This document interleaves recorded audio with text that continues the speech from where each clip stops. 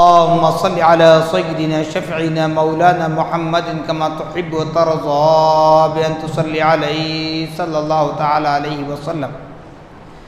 نبی اور آل نبی پر پھر ایک مرتبہ آواز بلند درود پاک پڑھیں۔ اللهم صل على سيدنا شفيعنا مولانا محمد معدن الجود والکرم منبع العلم والحلم والحکم وآلہ واصحابہ وبارک وسلم۔ صلاۃ و سلام علیک یا رسول اللہ صلی اللہ تعالی علیک وعلی آلک واصحابک وازواجک وذریاتک واہل بیتک اجمعین۔ سبحان ربک رب العزة عما یصفون وسلام علی المرسلین والحمد للہ رب العالمین۔ الحمدللہ، تمام تعریفیں اس ذات اقدس کے لیے ہے جو سارے عالموں کا پروردگار ہے، جس نے ساری کائنات کو پیدا فرمایا اور ساری کائنات کو روزی دے رہا ہے اور میدان محشر کا مالک و مختار ہے۔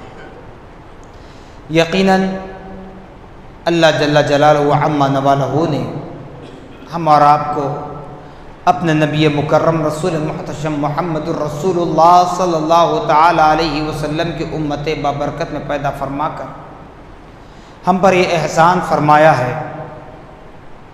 تو معزز سامعین محترم،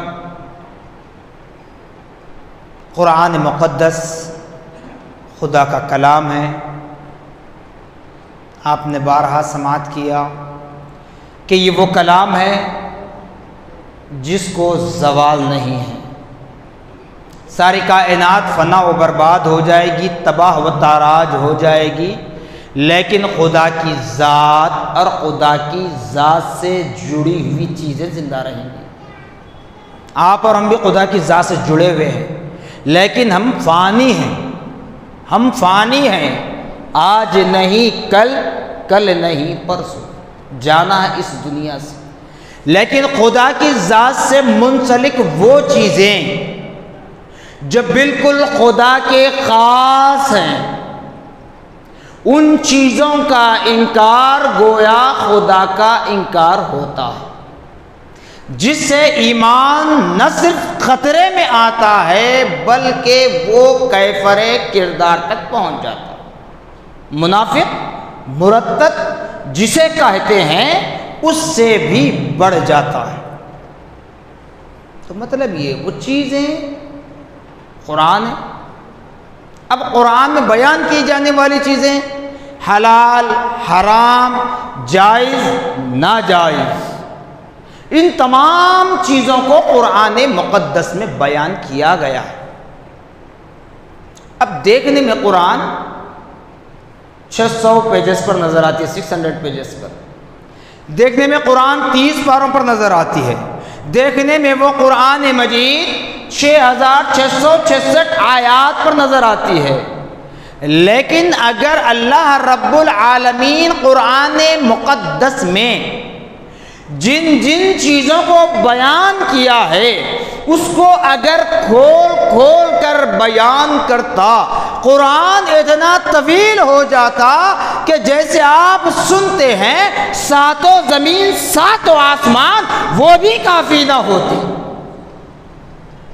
آج ہم اس قرآن مجید کو اتنا ایزی لے لیتے ہیں، سمجھتے ہیں کہ کتاب ہے، سمجھتے ہیں کہ بس 30 پارے ہیں، بس اتنے رکوع ہیں، اتنے آیات ہیں، اس کا اتنا ویٹ۔ مگر یاد رکھ لیں قرآن مقدس تو بہت دور ہے، بلکہ قرآن کے ایک حرف کا ویٹ بھی کوئی نہیں کر سکتا، اس کا وزن نہیں کر سکتا۔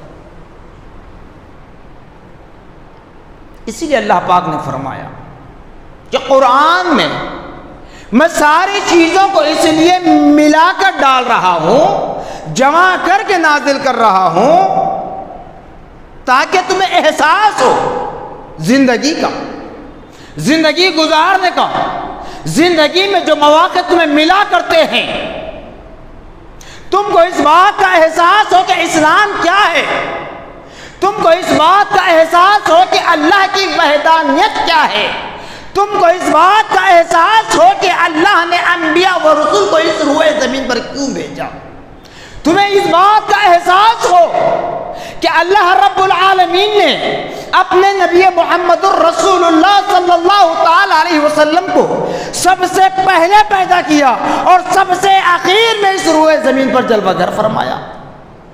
تمہیں اس بات کا احساس ہو کہ زندگی کیا ہے، موت کیا ہے، تمہیں اس بات کا احساس ہو فقیری کیا ہے، بادشاہت کیا ہے، تمہیں اس بات کا احساس ہو غریبی کیا ہے، امیری کیا ہے، تمہیں اس بات کا احساس ہو نوکری چاکری کیا ہے اور سیٹ کیا ہے، تمہیں اس بات کا احساس ہو اولاد کیا ہے، ماں باپ کیا ہے۔ کتنی باتیں بیان کی جائیں، ساری چیزوں کا ذکر اللہ رب العالمین نے قرآن پاک میں بیان کیا ہے۔ اگر ان تمام چیزوں کو کھول کر اگر بیان کیا جائے تو ساتوں زمین ساتوں آسمان اگر یوں کہوں تو بیجا نہ ہوگا کہ نبی محمد الرسول اللہ صلی اللہ علیہ وسلم کے نور میں اللہ رب العالمین نے جتنے حصے بنا کر جو چیزیں بنائی ہیں اتنی ساری جگہ بھی ناکافی ہوتی ہے قرآن مجید کے لیے۔ اور خاص باتیں بتاؤں کہ آج مسلمان مار کھا رہا ہے، ظلم کا شکار بن رہا ہے، تو یاد رکھ لیں مومن کے اللہ پاک نے فرمایا مومن کے لیے کہ میں میرے بندے کو قریب کرنا چاہتا ہوں، جب بندہ میرے قریب آنے کے لیے ایک قدم آگے بڑھاتا ہے تو اس کے 10 قدم میں قریب ہو جاتا ہوں، دوسرا قدم بڑھاتا ہے رب کی بارگاہ میں جانے کے لیے، رب کا قرب حاصل کرنے کے لیے، اللہ تعالیٰ فرماتا میں اس کے اور 10 قدم قریب ہوتا ہوں۔ یعنی کہ جب بندگان خدا کا قرب، خدا کی رحمت، خدا کی محبت، خدا کی معرفت، خدا کی بندگی، خدا کی ذات، خدا کی وحدانیت بیان کرنے اور حاصل کرنے کے لیے جو ایک ایک قدم وہ رب کے آگے بڑھاتا ہے، رب تبارک و تعالیٰ فرماتا ہے کہ اس کے ایک ایک قدم پر میں 10 قدم اس کے قریب ہوتا چلا جاتا ہوں۔ لیکن آج اللہ معاف کرے، اللہ ہمیں نیک توفیق دے، یاد رکھ لیں، میں ہمیشہ کہتا ہوں ہر جگہ کہتا ہوں مجھے کسی پر کوئی بھروسہ نہیں ہے سوائے رب العالمین کی۔ جب خدا پر بھروسہ ہے تو خود بخود ماں باپ بھی ذریعہ بنیں گے، بھائی بہن بھی ذریعہ بنیں گے، اولاد بھی ذریعہ بنیں گے، دوست احباب بھی ذریعہ بنیں گے، چاہنے والے بھی ذریعہ بنیں گے۔ سب پر بھروسہ کر کے خدا کی ذات سے بھروسہ ہٹا لو تو یاد رکھ لو تباہ تاراج ہو جاؤ گے۔ چاہے کمائی کا ذریعہ ہو، چاہے بیماری ہو، چاہے مہلک وبائیں ہو، ہر حال میں ہمیں خدا کی ذات پر کامل یقین رکھنا ہے۔ جیسے گزشتہ جمعہ میں نے کہا، لاسٹ فرائیڈے، کہ سوشل میڈیا پر جو میں نے دیکھا، شفقت لی گئی، حلف لیا گیا کہ میں ان پر بھی طنز نہیں کر رہا ہوں، یاد رکھ لیں اچھی طرح، نہ ان پر طنز ہے نہ ان کے مخالفت میں بات کر رہا ہوں، بلکہ اسلام کیا ہے، خدا رب العالمین کی ذات کیا ہے اور خدا پر بھروسہ کرنے کا نتیجہ کیا ہوتا ہے وہ بتلانا مقصد ہے۔ حلف لیا گیا کہ مسلمان سے کاروبار نہیں کریں گے، مسلمان کو نوکری پر نہیں رکھیں گے، ان کے یہاں نوکری نہیں کریں گے، مسلمان کو کرائے پر گھر نہیں دیں گے، ان کے گھر میں ہم کرائے سے نہیں رہیں گے، فلاں ہر بات پر انہوں نے حلف لیا۔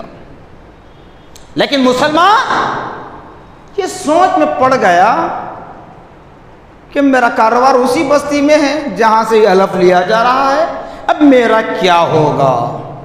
تو یاد رکھ لو، جگہ بدلے، مقام بدلے، گاؤں بدلے، شہر بدلے، کنٹری بدلے، جہاں مقصوم میں آپ کا نوالا ہے وہ ضرور مل کر رہے گا، کیونکہ رزق دینے والی ذات خدا کی ہے۔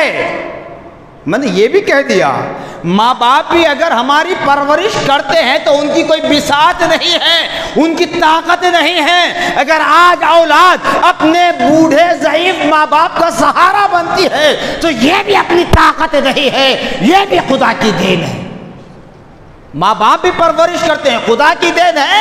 اولاد بھی احسان جتلانے کے لیے ضعیفی کے عالم میں ان بوڑھے ماں باپ کی کفالت کرتی ہے، ان کی پرورش کرتی ہے، ان کی دیکھ بھال کرتی ہے، تو یہ اولاد کا یہ کوئی ذمہ داری یا ان کا یہ احسان نہیں کہلایا جائے گا، بلکہ یہ خدا کی دین ہے۔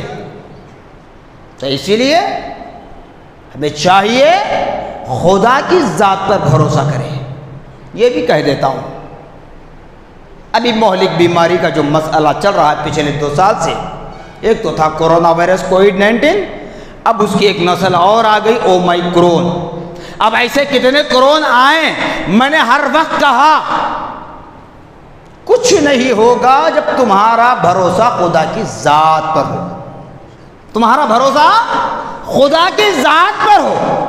اگر خدا کی ذات سے بھروسہ ہٹ جائے، قرآن شریف میں ایک لفظ ہے قرآن پاک میں، کن فیکن، کن فیکن، کہتے ہیں پلک جھپکنا۔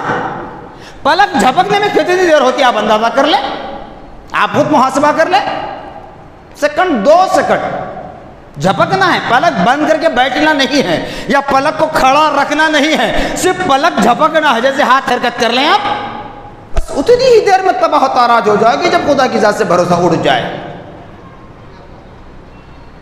آج ہم نوکریوں کو لے کر پریشان، کاروبار کو لے کر پریشان، کاروبار کی جگہ کو لے کر پریشان۔ کسی معاملے میں آپ کو خدا کی ذات پر بھروسہ رکھنا ہے تو ابھی کورونا وائرس اور اومائکرون اس طریقے سے جو وبائیں بتائی جا رہے ہیں، یہ وبائیں آ رہی ہیں، تو یہاں آپ کو ویکسین لینے کی بات ہے۔ اب ویکسین لینے کے معاملے میں بعض حضرات پسو پیش کر رہے ہیں، بعض حضرات لے رہے ہیں۔ نہ لیں آپ کی مرضی، لیں آپ کی مرضی، ہم نہیں کہتے۔ ہم یہ نہیں کہتے کہ ویکسین لینے سے آپ بچے رہیں گے، ماسک پہننے سے آپ بچے رہیں گے، ہم نہیں کہتے۔ ہم یہ کہتے ہیں جو اسلامی تعلیمات پر عمل کرتا ہے وہ خدا کے بنائے ہوئے نظام تک برقرار رہتا ہے۔ ماسک، سینیٹائزر، ویکسین اور کوئی دوا ہو، وہ خدا نہیں ہے۔ خدا کا بنایا ہوا نظام جو ہے، خدا نے جتنی ہماری تقدیر لکھی ہے، خدا نے جتنی عمر ہماری لکھی ہے، اس سے پہلے کوئی ویکسین ہماری حفاظت کر نہیں سکتی، اس سے پہلے کوئی ویکسین ہمیں مار نہیں سکتی۔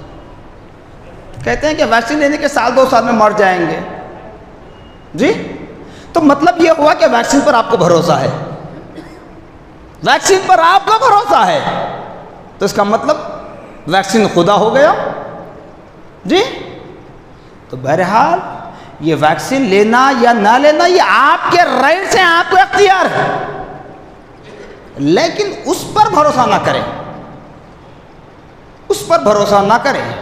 تو بہرحال اسی طریقے سے اب جب بھروسے کی بات آ ہی رہی ہے، اللہ کی رحمت سے مایوس نہ ہونا، قرآن کرا لا تقنطوا من رحمت اللہ، لوگوں تم اللہ کی رحمت سے مایوس نہ ہو، کیونکہ مایوسی ایمان کو کمزور کر دیتی ہے۔ جب ایمان کمزور ہوتا چلا جائے تو دل کھوکھلا ہو جاتا ہے، دل سیاہ ہو جاتا ہے، دل بلاک ہو جاتا ہے۔ اب بلاک ہوتے ہوتے بلاک ہو جاتا ہے، بلاک ہوتے ہوتے بلاک ہو جاتا ہے، اس وقت کیا کرو گے؟ اس وقت کیا کرو گے؟ تو خدا را اللہ اس کے رسول کا واسطہ دنیاوی کسی چیز پر آپ کو بھروسہ کرنے سے پہلے، دنیاوی طاقت پر بھروسہ کرنے سے پہلے، دنیاوی عزت پر بھروسہ کرنے سے پہلے خدا کی ذات پر بھروسہ کر لیں۔ جب خدا ہمارا حامی و مددگار ہو جائے، خدا ہمارا نصرت کرنے والا ہو جائے، تو وہ کون سی بیماری ہے، وہ کون سی آفت ہے جو ہمیں اپنے شکنجے میں لپیٹ لے؟ ہے نہیں۔ کیونکہ میں ہمیشہ کہتا ہوں، مثال کے طور پر کسی پر طنز مقصد نہیں ہے، ایک چھوٹے سے چھوٹا سیاسی قائد، چھوٹے سے چھوٹا بڑے عہدے کی بڑے پوسٹ کی بات نہیں کرتا ہوں، چھوٹے پوسٹ پر آئیے، سیاسی قائدین میں یا جو بھی طاقتور محکمے ہیں، چھوٹے سے چھوٹے عہدے پر پوسٹ پر آئیے، اگر ان کے ریلیشن میں آپ ہیں، ان کے رشتے میں ہیں، ان کے فرنٹ سرکل میں ہیں، یا ان کی اولاد سے آپ کا فرنٹ سرکل ہے، اگر کہیں کسی جگہ پر کسی جرم میں آپ گرفتار ہو جائیں، تھوڑی دیر بعد واپس آئیں گے نا؟ 2 گھنٹے 3 گھنٹے، 1 دن 2 دن 4 دن آئیں گے نا؟ جو غریب مجھ جیسا، جس کو دنیا کا کوئی سپورٹ نہیں ہے، اب میں پڑا رہوں گا، سڑا رہوں گا، سزا کاٹتا رہوں گا، آپ نکل گئے، کیوں؟ آپ کا تعلق فلاں سے ہے، آپ کا تعلق فلاں کے بیٹے سے، فلاں کے بھائی سے، فلاں کے باپ سے ہے، میرا تعلق نہیں ہے، میں گھٹ گیا، میں مجرم قرار دیا گیا، میں سزا پا رہا ہوں۔ تو جب ایک چھوٹے سے چھوٹے سیاسی قائد کی قیادت اتنی کام کرتی ہے، ارے رب کی بارگاہ وہ جہاں ساری بادشاہت آ کر گھٹنے ٹیک دے، جب تم اس کے قریب ہو جاؤ تو بتاؤ کون سی وبا تمہیں لپیٹ لے گی؟ کون سے حادثات تمہیں اپنے شکنجے میں لیں گے؟ کون سی بیماری تمہیں دموج دے گی؟ تو اس لیے قرآن کہتا ہے کہ لوگوں رب کی رحمت سے مایوس نہ ہو، رب کی رحمت سے ہمیشہ خوش رہو۔ اللہ تعالیٰ دنیا کو پیدا کیا آزمانے کے لیے۔ اب اتنا سننے کے بعد ہم کیا سوچتے ہیں؟ ارے وہ فلاں حضرت ہے، وہ فلاں عالم صاحب ہے، وہ مفتی صاحب ہے، 5 وقت کی نماز کے علاوہ تہجد بھی پڑھتے ہیں، اشراق بھی پڑھتے ہیں، جی چاشت بھی پڑھتے ہیں ظہر سے پہلے، پھر مغرب کے بعد اوابین پڑھتے ہیں، عشاء کے بعد صلاۃ اللیل پڑھتے ہیں، رمضان کے علاوہ تقریباً سال ان کا روزوں میں گزرتا ہے، جی قرآن پاک کے حافظ ہیں، قرآن پڑھتے ہیں اتنے اچھے انداز میں، اس کے بعد بھی ان کا ایکسیڈنٹ ہوا، ان کا مٹر ہوا، ان پر فلاں ہوا فلاں ہوا۔ تو یہ سب اللہ رب العالمین کی آزمائش ہے، یہ آزمائش ہے، وہ اپنے نیک بندوں کو بھی آزماتا ہے، بروں کو بھی آزماتا ہے۔ تبھی تو قرآن نے کہا الذی خلق الموت والحیات لیبلوکم ایکم احسن عملا۔ لوگوں تمہاری زندگی کے ساتھ موت کو بنایا گیا ہے۔ کیا اللہ کے خزانے میں کمی ہے؟ نہیں، اللہ رب العالمین چاہے روز اول میں جس کو پیدا کر دے تو روز آخر تک، قیامت کا سورج طلوع ہونے تک ان تمام مخلوقات کو زندہ رکھ کر رزق دے سکتا ہے، اتنی طاقت رب کے پاس ہے۔ مگر کیوں موت کیوں بنائی؟ تاکہ عبرت ہو، عبرت ہو۔ سوچئے آج ہم دنیا کی فکر میں ہیں، جی مرتے ہیں، کیا لے جاتے ہیں ساتھ؟ کفن میں جیب ہے، قبر میں الماری ہے، کہاں رکھو گے؟ کیا لے جاؤ گے؟ روح قبض ہو جائے تو کیا لے جاؤ گے ساتھ؟ کچھ نہیں سوائے اعمال کے، صرف اعمال۔ جو اعمال تم کر رہے ہو نا، کرامن کاتبین تمہارے ساتھ ہیں۔ رائٹ سائڈ کے فرشتے لکھتے ہیں آپ کی نیکیاں، لیفٹ سائڈ کے فرشتے لکھتے ہیں آپ کی برائیاں، وہی تمہارے ساتھ آنے والے ہیں۔ دھن دولت زیور مال متاع پیسہ شہرت عزت کرسی بنگلہ گاڑی کچھ ساتھ نہیں آئے گا۔ ارے سے بڑا بھی انتقال کر جاتا ہے، چاہے کسی کلچر کا ہو۔ یہ صرف مومنین کے لیے نہیں، ہر ایک کے لیے ہے، لیکن مومنین کو خبردار کیا جا رہا ہے کہ اس سے بچو، مایوسی اپنے چہروں پہ مت لاؤ۔ خدا جس کو چاہے جب چاہے جیسے چاہے نوازنا، یہ اس کی مرضی ہے، کوئی کسی کا نوالا چھین نہیں سکتا۔ حد تو یہ ہوتی ہے صاحب، کفن اور قبر بعد میں۔ آپ چاہے سن کر مجھ پر تانا دیں یا کچھ کہے، میں تو اوپنلی بولنے والا۔ حد یہ ہوتی ہے کہ ہمارے گھر والے ہمارے مرنے کے بعد میں مر جاؤں، تو میرے مرنے کے بعد میرے گھر والے میرے جسم پر ایک کپڑا نہیں رکھیں گے، اتار لیں گے۔ ارے اتر نہیں سکتا تو پھاڑ کر اتاریں گے۔ بتاؤ اب کیا ساتھ آ رہا ہے، اب میں کیا ساتھ لے جا رہا ہوں؟ یہ عزت جو تم نے مجھے خطیب کہتے ہو؟ نہیں، یہ عزت کیوں دیتے ہو؟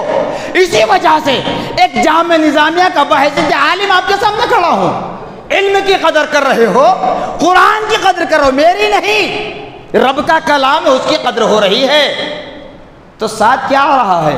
کچھ نہیں۔ تو اس لیے ہمیشہ خدا کی ذات پر بھروسہ کریں۔ جب یہ زندگی ہماری کامیاب ہو جائے گی نا تو جان لیجئے خاتمہ بھی ہمارا بالخیر ہوگا۔ جب ملک الموت ہمیں روح قبض کرنے کے لیے آئے تو ہماری روح بآسانی کے ساتھ پرواز ہوگی۔ جو اعمال صالحہ جس کے ہے نا، جن بندگان خدا کے اعمال صالحہ ہوں گے ان کے لیے بتلایا جاتا ہے فرشتے زمین سے آسمان تک باری باری انتظار میں کھڑے ہوتے ہیں ان پاک ارواح کو لینے کے لیے جو تہ بتہ فرشتوں کے ہاتھوں ہاتھ خدا کی بارگاہ میں پہنچتی ہے۔ تہ بتہ فرشتوں کے ہاتھ خدا کی بارگاہ میں پہنچتی ہے۔ مجھ جیسے گنہگار کو فرشتے اپنے ہاتھوں میں لینے کے لیے بھی سوچیں گے، ارے یہ تو خدا کا نافرمان ہے، خدا پر یہ بھروسہ نہیں کرتا تھا، نوکری پر اس کا بھروسہ تھا، کاروبار پر اس کا بھروسہ تھا، زمانے پر اس کا بھروسہ تھا، دنیاوی طاقتوں پر اس کا بھروسہ تھا، ماں باپ کی طاقت پر بھروسہ تھا، بھائی بہن کے بازو پر اس کا بھروسہ تھا۔ فرشتے بھی سوچیں گے اس روح کو ہم کیسے لے جائیں۔ اسی لیے روح تڑپتی رہتی ہے جسم میں، کہتی ہے بندے کیسے جاؤں، خدا کو کیا منہ دکھاؤں۔ جو روح جسم میں پھرتی ہے نا، سکرات کا عالم جو کہتے ہیں، میں نے کہا سکرات جو سکرات منا لیے نا، اللہ معاف کریں دے، اللہ نے توفیق دے۔ میں نے جبھی بھی کہا تھا کہ مسلمان پتنگ اڑا رہا ہے، مسلمان پتنگ بیچ رہا ہے، بھائی کاروبار کے لیے اور بھی تو بہت ساری چیزیں ہیں آپ کے پاس، وہی چیز کیوں؟ یہ بات بھی میں نے بتلا دی۔ اگر کوئی چیز ملک کی، ریاست کی ایک تہذیب ہے تو آپ کیجئے، کوئی رکاوٹ نہیں ہے، شوق ہے کیجئے، کوئی رکاوٹ نہیں ہے، کھیل کا معاملہ ہے کیجئے، کھیلیے، کوئی رکاوٹ نہیں ہے، لیکن جب اس کو مذہبی رنگ دیا جائے تو پرہیز کرنا تمہاری ذمہ داری ہے۔ جب اس کو مذہبی رنگ دیا جائے تو اسے احتیاط برتنا تمہاری ذمہ داری ہے، مسلمانوں کی ہماری ذمہ داری ہے، لیکن کہاں ہیں؟ تو بہرحال اللہ نے توفیق دے۔ سکرات کا جو عالم کہتے ہیں نا وہی ہے، جب ملک الموت روح نکالنے کے لیے، روح قبض کرنے کے لیے آتی ہے نا موت کا فرشتہ، تو روح کبھی سر میں سے پیر میں، پیر میں سے کمر میں، کمر میں سے پھسلی میں، پھسلی میں سے پیٹ میں، پیٹ سے جگر میں، جگر سے دل میں، پورے جسم میں حرکت کرتی ہے۔ کیا کہتی ہے؟ اے بندے بتا اب خدا کو کیا منہ دکھاؤں، تو نے مجھے پرورش ایسی کی، تو نے مجھے ایسے پرورش کی، گناہوں میں تو نے زندگی بسر کی، اب رب کو میں کیا منہ دکھاؤں، رب کی بارگاہ میں کیا جواب دوں؟ تو بتائیے جب روح ہمیں یہ کہتی ہے تو اولاد کیا کہے گی؟ یہ معصوم نسلوں کو ہم لے کر جو غیر مسلم بھائیوں کے تہوار میں شریک ہوتے ہیں، ابھی معصوم بچے یہی کہیں گے نا، ہمارے بابا نے کیا، ہمارے اماں نے کیا، ہمارے دادا نے کیا، ہمارے فلاں رشتے نے کیا، فلاں رشتے نے کیا، ہم بھی کیے تھے، مولا ہم اس کے ذمہ دار نہیں ہیں۔ یقیناً یہ معصوم بچے رب کی بارگاہ میں تو یہی کہیں گے، اس وقت کیا کرو گے؟ کتنے باتوں کا جواب رب کی بارگاہ میں تم دو گے؟ کیا آپ کو تعلیمات نہیں دی گئی؟ قرآن نے نہیں سکھایا؟ اسی لیے تو آپ کو بتلایا گیا، قرآن جو اجمالی طور پر نازل کیا گیا ہے، آپ کو ہر چیز کا احساس ہو اور اہل علم کی قدر ہو، تم اس کو جاننے کے لیے اہل علم کے سامنے زان و ادب طے کریں، تب جا کر معلوم ہوگا قرآن کیا ہے، اسلام کیا ہے، خدا کی وحدانیت کیا ہے۔ جو آج کہتے ہیں نا 1400 سال پرانا اسلام، یہ 1400 سال پرانا نہیں ہے، 12 میں نے کہہ دیا، بات آئی تو پھر کہہ رہا ہوں، روز اول سے اسلام تھا، اسلام ہے روز آخر تک بھی اسلام رہے گا، روز آخر تک بھی اسلام رہے گا، چاہے زمانہ لاکھ بدلے، قرآن نہیں بدلا جائے گا، خدا کا فرمان نہیں بدلا جائے گا، اٹل فیصلہ ہے۔ بہرحال یہ اپنی اپنی مرضی ہے صاحب، جو عمل کرنا ہے کر لیں، لیکن جہاں بھروسے کی بات آئی تو ایک بات کہہ دیتا ہوں کیونکہ وقت ہو رہا ہے۔ حضرت یعقوب علیہ السلام، آپ کے فرزند حضرت یوسف علیہ السلام، اور آپ کے 10 بھائی ہیں۔ واقعہ بہت طویل ہے، پھر کئی موقع سے بتاؤں گا، میں صرف شارٹ اینڈ سویٹ بتا رہا ہوں کیونکہ بھروسے کی بات جو کہا نا میں نے تو آپ کو دلیل کے ساتھ بتا دوں، کیونکہ قرآن پاک میں سورہ یوسف ہے، آپ اس کی تفسیر پڑھ لیں۔ میرے دادا پیر حضرت سیدنا عبداللہ شاہ صاحب قبلہ رحمۃ اللہ علیہ، جنہیں ساری دنیا میں محدث دکن کے نام سے جانتے ہیں، اور آپ نے یوسف نامے کے نام سے کتاب لکھی، اور آج مارکیٹ میں وہ گلدستہ یوسف کے نام سے ٹائٹل بنا ہوا ہے، وہ آپ پڑھ لیں، اس کے اندر ساری تفصیلیں مل جائیں گی۔ بھروسہ کیا ہوتا ہے؟ میں نے زندگی کی ہر چیز سے، یعنی پیدائش سے لے کر موت تک، روز اول سے لے کر روز آخر تک، ساری چیزوں کا دار و مدار بھروسہ ہے خدا کی ذات پر۔ خدا اس کے رسول کی ذات پر جو بھروسہ کر لیا تو کامیاب ہو گیا کسی اعتبار سے۔ میں نے ہر چیز بتا دی، کہنا نہیں چاہتا تھا لیکن کہہ دیا میں نے، ساری چیزیں بتلا دی۔ تو ایک واقعہ بتلا دوں کہ یعقوب علیہ السلام کے پاس آپ کے بیٹے آئے، 10 بیٹے۔ یوسف علیہ السلام بڑے خوبصورت تھے، یوسف علیہ السلام سے یعقوب علیہ السلام بہت محبت کرتے تھے، سارے بیٹوں سے کرتے تھے، لیکن ہوتا یہ ہے نا، کسی کے کتنے بھی اولاد ہو ان میں سے کسی ایک سے زیادہ محبت ہوتی ہے، کیونکہ ہر بات ہر باپ ہر ماں ہر اپنی اولاد سے شیئر نہیں کرتی، کسی ایک کو اپنا رازدار بناتی ہے۔ اسی طرح یعقوب علیہ السلام یوسف علیہ السلام سے بے پناہ محبت کرتے تھے۔ تو 10 بھائی آ کر کہنے لگے، ابا جان ہم تفریح کے لیے جا رہے ہیں، پکنک کے لیے، تفریح کے لیے، کھیل کود کے لیے جا رہے ہیں۔ تو والد محترم نے اجازت دی، ٹھیک ہے جائیے۔ تو انہوں نے کہا کہ ہم اپنے چھوٹے بھائی یوسف کو بھی لے جانا چاہتے ہیں۔ دیکھیے اب تک تم نے سنا یہ ساری باتیں میری، تو آپ سوچ رہے ہوں گے یا کہتے ہوں گے، میں تو حق کہتا ہوں، چاہے جس کی سمجھ میں جو آ جائے، تو سوچتے ہوں گے کہ مصعب ہمیشہ ہم پر طنز کرتے ہیں۔ اب سوچیے، اب دیکھیے، یعقوب علیہ السلام اللہ کے نبی ہیں، ہے نا، یوسف علیہ السلام بھی اللہ کے نبی ہیں۔ تو جب بھائیوں نے کہا، بیٹوں نے، دیگر بیٹوں نے کہا ہم اپنے چھوٹے بھائی یوسف کو بھی ساتھ لے جانا چاہتے ہیں، تو یعقوب علیہ السلام نے کہا بیٹے مجھے ڈر ہے، الفاظ غور کیجئے، مجھے ڈر ہے، بچہ چھوٹا ہے، کہیں ایسا نہ ہو جائے کہ تم کھیل کود میں مصروف رہیں اور بھیڑیا آ کر اس کو کھا لے، چھوٹا ہے، جنگل میں تم جا رہے ہو کھیلنے کے لیے، جائیے تفریح کیجئے، سیر فی الارض قرآن میں ہے، یعنی زمین پر سیر کرو، تفریح کرو، جاؤ تو آب و ہوا بھی معلوم ہوگی، اپنا شہر اپنا گاؤں چھوڑنے کے بعد کیا حال ہوتا وہ بھی معلوم ہوتا، سب چیزیں اس کے اندر ہیں۔ تو آپ نے کیا کہا کہ مجھے ڈر ہے کہیں میرے اس معصوم بچے کو کہیں بھیڑیا نہ کھا لے۔ اللہ نے سن لیا، تو وہ لوگ کہنے لگے ہم حفاظت کر لیں گے، ہم سیف رکھیں گے۔ یہ سب آزمائش خدا بندی ہے، اور مجھ جیسے گناہ گاروں کو بتلانے کے لیے اللہ رب العالمین انبیاء اکرام علیہ السلام اجمعین سے امتحان لے کر بتلا رہا ہے۔ ہوا کیا، تمام بھائیوں نے حضرت یوسف علیہ السلام کو ساتھ لے گئے، لے جانے کے بعد کھیل کود ہونے کے بعد رہتا ہے، اللہ معاف کرے غلط گمان نہ لے جانا ادھر، ایک آزمائش کے لیے اللہ نے بنایا نظام، وہ بتا رہا ہوں۔ تو ان بھائیوں نے کیا کیا، حضرت یوسف علیہ السلام کو کنویں میں ڈال دیا، اور آپ کا قمیص اتار کر ایک بھیڑیا کاٹ کر اس کا خون قمیص پر ٹپکا دیا۔ اس کے بعد روتے ہوئے والد کے پاس آئے۔ اب یوسف علیہ السلام کنویں میں ڈالے گئے، اللہ رب العالمین حفاظت کرنے والا ہے، اس سے بڑا محافظ کوئی نہیں۔ جو میں نے کہا کہ مہلک بیمار تمہاری حفاظت ہوگی جب تم خدا کے ہو جاؤ گے، تمام آفات و بلایات سے محفوظ ہو جاؤ گے جب تم خدا کے ہو جاؤ گے، اللہ جانتا ہے۔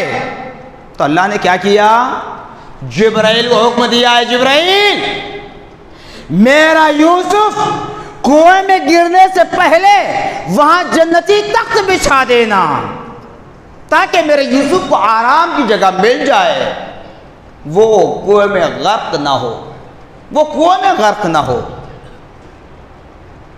ابھی بھائی آ کر والد کے پاس رونے لگے، کہنے لگے ابا جان ہم معافی طلب کرتے ہیں، ہمیں معاف کر دیں، ہم کھیل کود میں اتنا مگن تھے، مصروف تھے کہ ایک بھیڑیا آ کر ہمارے بھائی کو کھا گیا، ہمارے بھائی کو کھا گیا۔ ٹھیک ہے، اس کے بعد یعقوب علیہ السلام بیٹے کے غم میں روتے رہے، اتنا روئے کہ آنکھیں خشک ہو گئی، آنکھوں کا پانی پورا اتر گیا، آپ کی بینائی چلی گئی۔ بیٹے کی محبت میں روتے روتے بینائی گنوا بیٹھے۔ اس کے بعد رب تبارک و تعالیٰ کی بارگاہ میں دعا کرتے رہے۔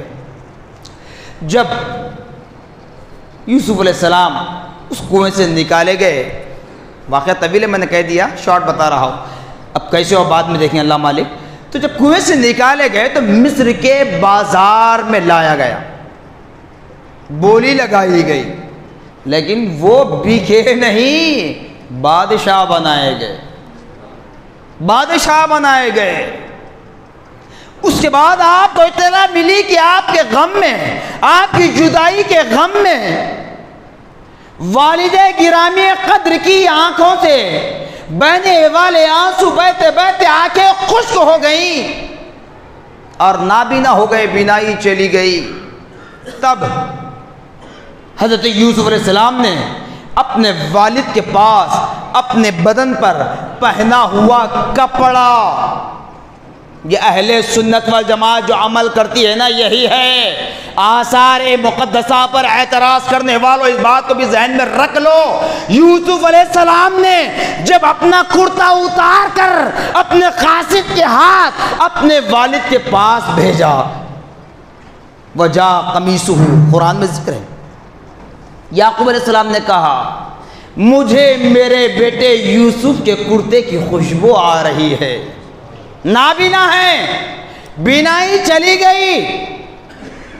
تو یوسف علیہ السلام نے کہا تھا کہ ایک کپڑا لے جا کر میرے والد کے چہرے پر ڈال دو، جیسے چہرے پر ڈال دو گے میرے والد کو اللہ کے فضل و کرم سے بینائی واپس آ جائے گی۔ جب وہ کرتا قمیص یوسف علیہ السلام کا یعقوب علیہ السلام کے چہرے پر ڈالا گیا، بینائی واپس ہوئی۔ ماجرا پوچھا گیا تو بتلایا کہ جب میں نے اپنے بیٹے کو اپنے دیگر بیٹوں کے ساتھ چھوڑ رہا تھا، اس وقت خدا کی حفاظت کا لفظ استعمال کرنے کے میں نے خوف کھا کر کہا کہ بیٹے یہ میرا چھوٹا لاڈلا ہے، کہیں اس کو بھیڑیا نہ کھا جائے۔ کیا کہا تھا یعقوب علیہ السلام نے؟ صرف اتنا تو کہا تھا لفظ، آج تو ہمارا معاملہ الگ ہے، ادھر ہم نہیں جا سکتے، صرف اتنا ہی کہا تھا کہ مجھے ڈر ہے۔ خدا کی ذات پر بھروسہ کرتے، خدا کی ذات کا بھروسے کا لفظ استعمال کرتے تو شاید وہ بات نہیں ہوتی، اللہ تعالیٰ آزمانا چاہتا تھا۔ تو بہرحال ہوا یہ کہ یوسف علیہ السلام جب تخت پر بیٹھے، قحط کا دور آ گیا، اب ان 10 بھائیوں نے 11 کوكبا کا بھی لفظ قرآن میں ہے، یہ 10 بھائیوں نے جب یوسف علیہ السلام کو تخت پر بیٹھا دیکھا تو پہچان نہیں پائے۔ پہلے جا کر بادشاہ ہے، بڑے اللہ والے ہیں، یہ سوچ کر التجا کرنے کے لیے گئے کہ آپ اللہ کی بارگاہ میں دعا کریں گے تاکہ قحط ختم ہو جائے۔ تو آپ نے رب کی بارگاہ میں دعا کی، رب کو منایا، اس کے بعد ان 10 بھائیوں کو گلے لگا کر کہا کہ میں وہی ہوں جن کو تم نے اپنے ہاتھوں سے کنویں میں ڈالا تھا۔ تو یہ کوئی دشمنی نہیں تھی، بلکہ اللہ رب العالمین اپنی ذات، اپنی وحدانیت بیان کرنے کے لیے انبیاء و رسول کے ذریعے بتلا رہا ہے۔ تو آج ہمارا بھروسہ دنیاوی معاملات پر، کاروبار پر، نوکری چاکری پر، جگہ کے بدلنے پر، ایسے بھروسے ہم کرتے ہیں نا، تو ہم کامیاب ہونا مشکل ہے۔ تو لہٰذا ہر حال میں، ہر آفت و بلیات کے وقت، ہر مہلک بیماری کے زمانے میں خدا کی ذات پر بھروسہ کر لیں تو انشاءاللہ العزیز المستعان و انشاءاللہ رسول یہ دنیا کی آفتوں سے بھی ہم محفوظ رہیں گے، ان رنج و علم سے بھی محفوظ رہیں گے، ان مہلک بیماریوں سے بھی محفوظ رہیں گے، ان حادثات سے بھی محفوظ رہیں گے۔ اگر ہم اپنی زبان پر ہمیشہ ہمیشہ خدا کا ذکر کرتے رہیں تو پھر ناگہانی آفات و بلیات سے بھی محفوظ و معمول رہیں گے۔ بس اللہ آزمانے کے لیے پیدا کیا ہے، اپنی آزمائش میں کامیاب ہونے کی ضرور بضرور ہر مسلمان مرد عورت کو کوشش کرنا ہے۔ خدا را اللہ اس کے رسول کا واسطہ اپنے معصوم نسلوں کو، بچوں کو نہ صرف قرآن حدیث بلکہ اللہ کی وحدانیت، رسول اللہ کی رسالت، اسلام کی حقانیت سکھائیں تاکہ ان کی زندگیاں بھی کامیاب ہو اور ہمارے مرنے کے بعد وہ ہمارے لیے مغفرت کا ذریعہ بن سکیں۔ جزاکم اللہ خیرا جزا، وآخر دعوانا الحمدللہ رب العالمین۔